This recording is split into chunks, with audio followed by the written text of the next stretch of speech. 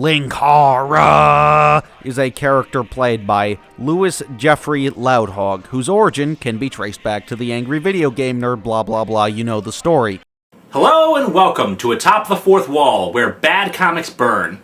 Linkara was the host of Atop the Fourth Wall, which was Lewis's spin on the angry reviewer shtick. And he had the unique advantage of applying the AVGN rage to comic books, reviewing a different medium than many of his genre, utilizing his pre-existing interest and knowledge of comic books, and was eventually successful in his genre enough that he was included in the rising ensemble that was That Guy with the Glasses. Given his interest and knowledge of comic books during the rise of the internet, it became easier than ever to self-publish a comic series. In the mid-2000s, web comics were indisputably in their peak, and somebody who liked comics decided to make one. In The Lightbringer.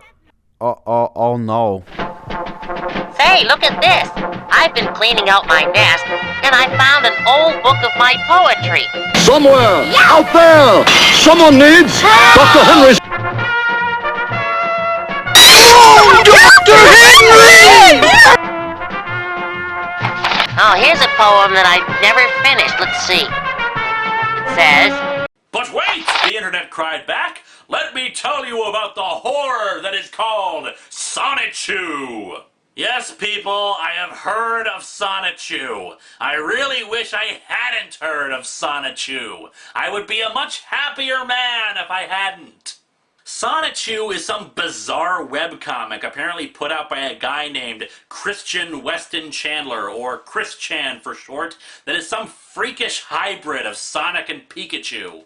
The guy is a creepy stalker who apparently also suffers from autism and severe emotional problems, and even then I can't be certain of any factual authenticity about that.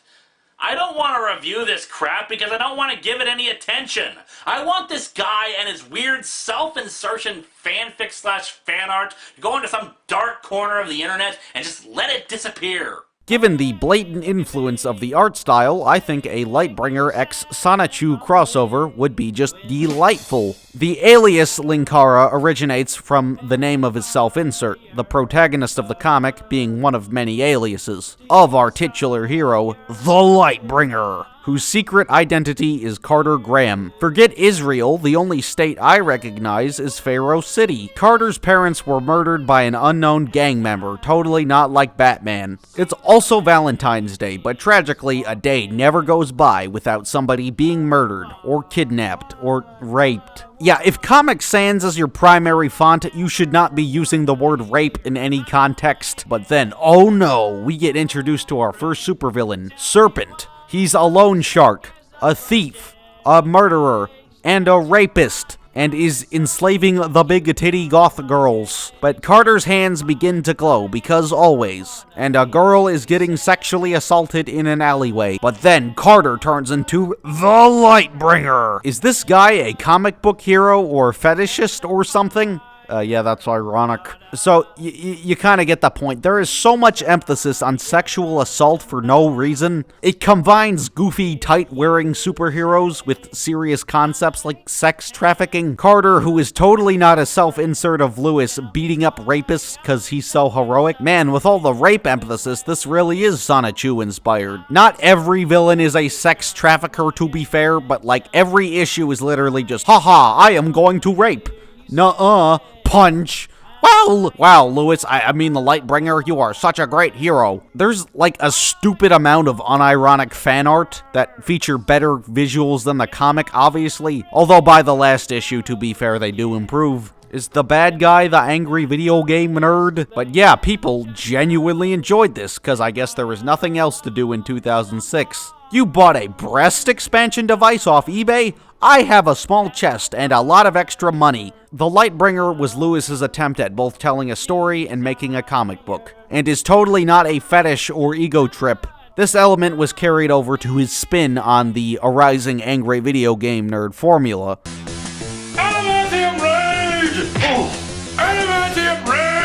In terms of biting off more than it can chew, Atop the Fourth Wall puts Nostalgia Critic to shame in having full story arcs and continuity within the review show. Come in! I've got a special surprise for... Wait a minute! You're not Linkara! Oh, but I am Linkara. More or less. But Atop the Fourth Wall, from pretty early into its lifespan, was not only a review show, but also an ensemble sitcom, and an action show as well.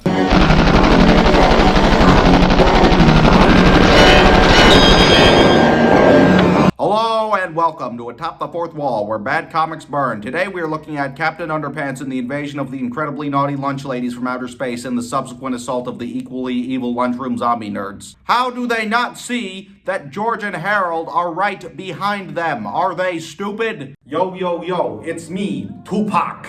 Tupac Shakur, you despicable Californian. Don't think I won't use the magic gun against you. The lore of the Atop the Fourth Wall monoverse within the Channel Awesome multiverse is incredibly convoluted and is not worth going over in its entirety. However, it was unique enough in comparison to the competition, having something to get invested in within a sci-fi world and a lineup of goofy side characters. And it's 2008, we're about to lose our house, might as well have some fun. But by 2015, quality standards had shifted, and Channel Awesome, which largely consisted of inconfident AVGN and nostalgia critic fans, had already begun to fall apart. Not helped by the failed attempt to end its flagship series, The Nostalgia Critic, statistically everyone was pretty much affected by The Nostalgia Critic's decline in viewership. History of Power Rangers has no set schedule. The videos are done when they're done and will be released when they're done. But there was one person there who sought to rise from the ashes, Lewis the Lightbringer himself. And all about us, the others screamed and glared in at us, swayed in a tangled mass, hypnotized by the ever-turning light.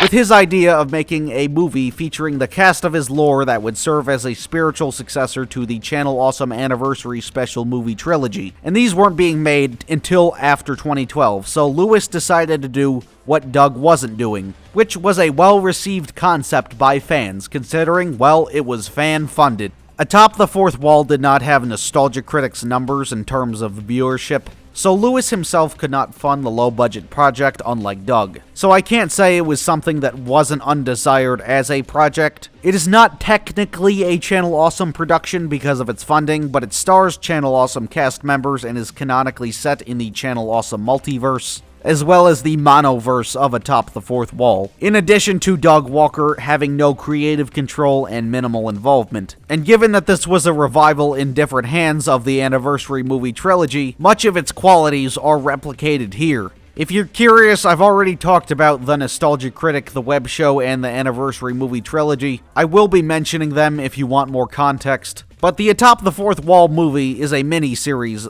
like the previous. Linkara is typically more annoying than Doug. Put that into context. Doug, 13 to 17-year-olds, supervillain shuffle, most important person in my lore, Walker. The movie opens with showing the movie poster in the movie.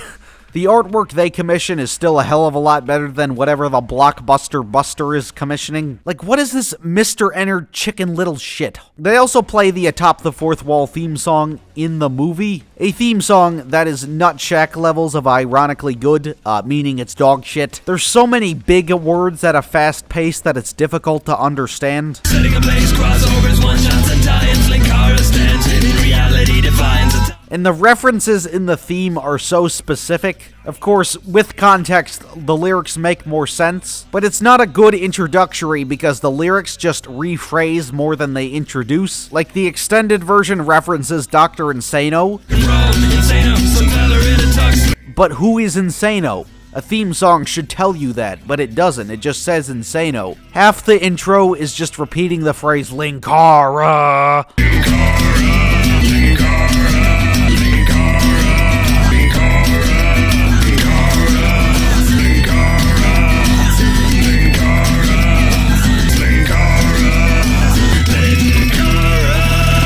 I hate it when theme songs just shout the title of the show. like that tells us about anything. The intro is arguably good, and I think it's good ironically. We get introduced to Alan, a government agent who's after Linkara because he wants to take his spaceship, which he has. Which of course references the lore, but the movie just expects you to know that. And prior to this conflict's introduction, they can't even do something as basic as showing Linkara using it. Yes, it adapts the show. Yes, it's a To Boldly Flee spinoff, but context still matters. But Linkara becomes friends with Alan over the course of 4 years, and just take a look at this great chemistry. You are the best friend ever who gets me the best gifts ever.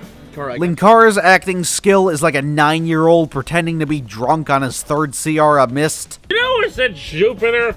Nothing. Just broken chunks of a house. Why does it have to be Black Panther? Why can't it be White Panther? But this is the part of the film where it starts to explore Linkara's PTSD as a result of previous fighting bad MS Paint robots and whatnot. And the movie flashes back to other random episodes and just expects you to recognize conflicts. If anything, the movie should have opened with an action scene to establish that Linkara deals with these types of conflicts and, it's an action movie, technically. So fuck it. We have to explore Linkara's mental issues. Was Matt Pat a co-writer? But it's trying to be a serious Channel Awesome movie? Yes.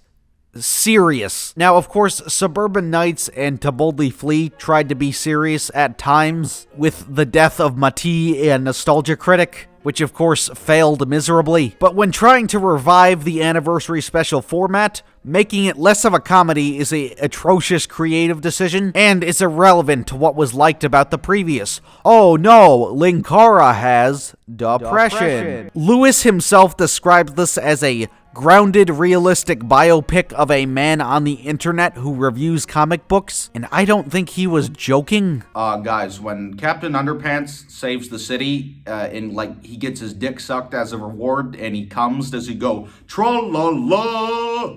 Kick-Assia kind of had the advantage of being the most live-action Looney Tunes out of the three. Excellent shot, Mr. Joe! Except for the fact that you missed. Fire again!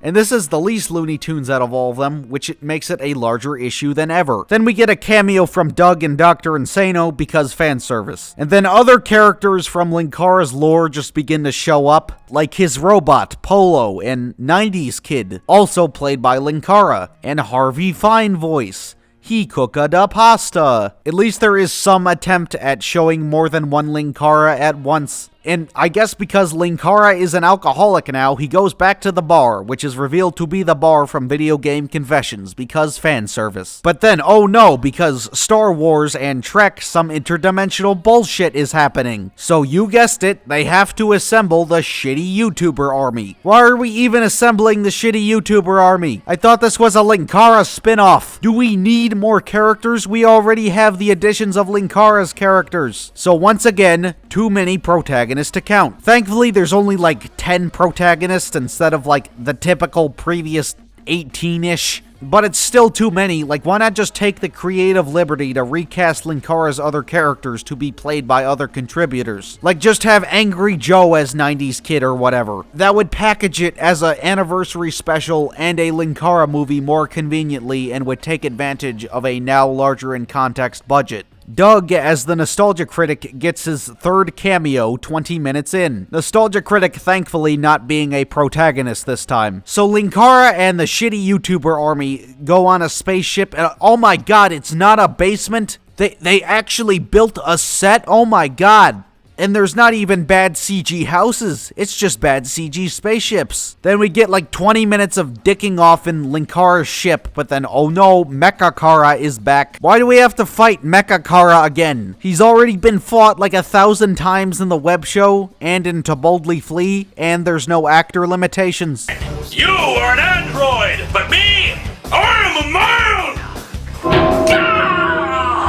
Mechakara dumps bad exposition, reusing footage from To Boldly Flee because that was so great and the camera isn't even in focus. Then Alan dies. Oh no, not Alan. But then, oh yeah, Linkara's depression. There's an attempt at a serious argument scene between Mars Girl and Linkara. You guys have never stared into the face of an angry god as it laughs at how small you are, and then you stare right back at it and make it blink! And then you froze! It's pretty funny, actually. Make me a sandwich, you stupid bitch. Women don't deserve rights. Maybe not, but we're here. Take the scout ship back to Earth. I'll deal with Linkara. Don't you dare. You made a mistake. A big one, but it wasn't letting us come with you. What would you have... Did he just write this so he could have a woman say that she cares about him? I want mommy, I want milk, I want to be held. Then more dicking off, wasting time on a spaceship. Huge spectacle, and no one will see what's really going on. Huh. Neat. Hey, when this is all... Did Linkara just write this so he could have a woman say that she's impressed by him? Dude, Lewis was probably devastated he didn't get to rape a nostalgia chick. Do you believe in God? How do you mean? You know, God. Jesus Christ versus a Roman! But they have to stop Mecha in the first proper action scene when the movie is almost fucking over. The set of the final battle is just like boxes in a warehouse. Alan, because the movie comes back to life, removing any sense of tension for future conflicts. Okay. Well, considering that new knowledge, I now feel significantly better. Aside from what I assume is in my pants, which isn't making me feel too great about the situation. Don't worry, in anticipation of this, I have prepared you some new pants. Yeah, poop jokes. That's what we needed in a movie about Linkara's depression. Mecha is tried so hard to be like a seriously threatening villain. The flesh. Flesh is flawed. Flesh succumbs. Flesh grows old and dies. Mecha and Linkara barely confront each other because of the limitations of being played by the same person. You know, which wouldn't be an issue if they didn't use him or recast him. There's a couple shots of them together, but no physical combat. You know, the thing you do in fight scenes. In between the epic final battle, there's more dicking off on the spaceship.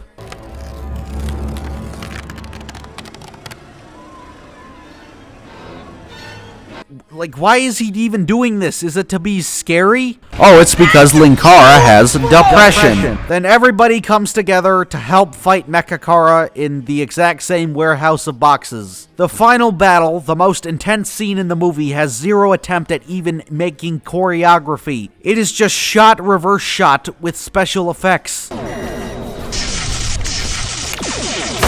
Like, damn, I'm really on the edge of my seat over this. Like, they don't even punch each other. It's just guns. And then, they kill Mecha for the 100th fucking time.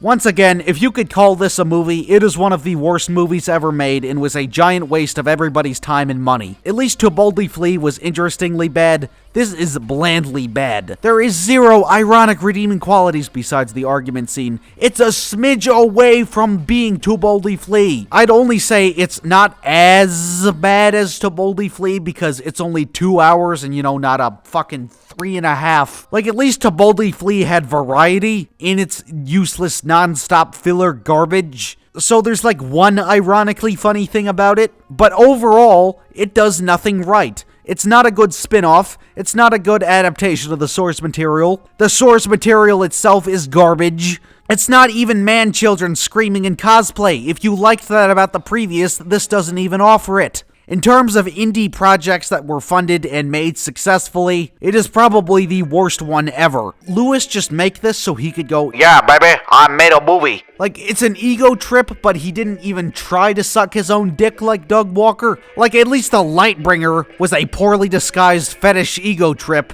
But this is a nothing pointless ego trip. Like, I'm speechless in how much ass this sucks. People wanted this, people paid for this, and it was something truly effortless. Much like To Boldly Flee, it's not worth your time to truly understand how bad it is because it's so efficient in speaking for itself. Hello and welcome to Atop the Fourth Wall. Captain Underpants and the invasion of the incredibly naughty lunch ladies from outer... Captain Underpants and the assault of the evil lunchroom zombie. Captain Underpants and the invasion of the incredibly naughty space ladies from outer...